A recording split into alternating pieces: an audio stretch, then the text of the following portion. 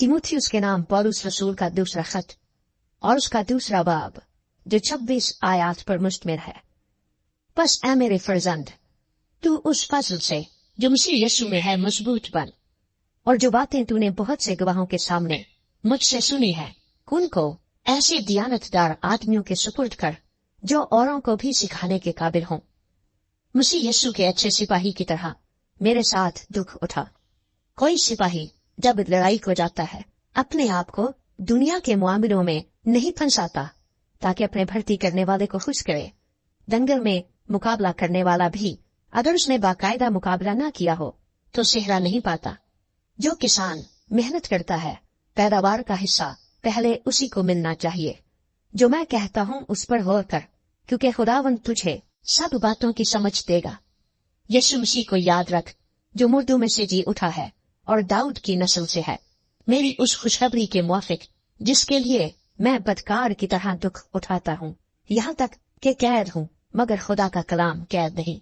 इसी सबब से मैं बरगुज़ीदा लोगों की खातिर सब कुछ सहता हूँ, ताकि वो भी उस निजात को जो मसीह यीशु में है अबदी जलाल समेत हासिल करे। ये बात सच है कि जब हम उसके साथ मर गए तो उसके साथ जिएंगे भी। अगर हम दुख सहेंगे तो उसके साथ बादशाही भी करेंगे।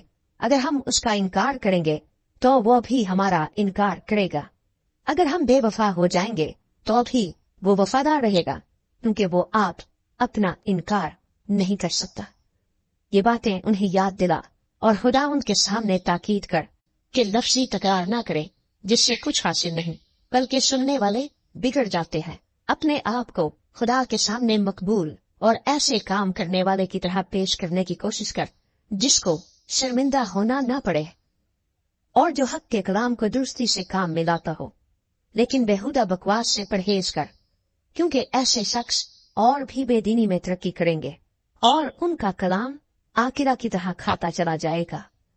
हुमनियुस और फिलेतुस उन्हीं में से है।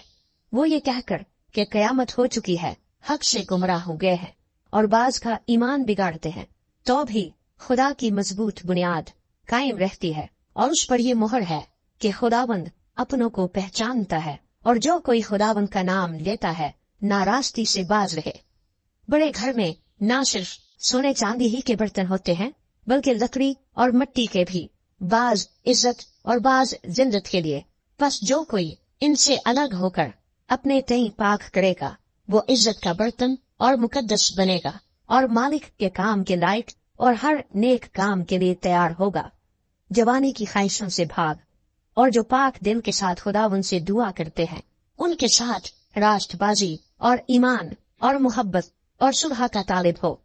लेकिन बेवकूफी और नादानी की हुज्जतों से किनारा कर, क्योंकि तू जानता है कि उनसे झगड़े पैदा होते हैं, और मुनासिब नहीं कि खुदावंद का बंदा झगड़ा करे, बल्कि सबके साथ नरमी करे और तालीम देने के लायक और बुर्दबार हो और मुखालिफों को हलीमी से तादीब करे। शायद खुदा उन्हें तौबा की तौफीक बख्शे ताकि वो हक को पहचाने और खुदावंद के बंदे के हाथ से खुदा की मर्जी के असीर होकर इबलीस के फंदे से छूटे।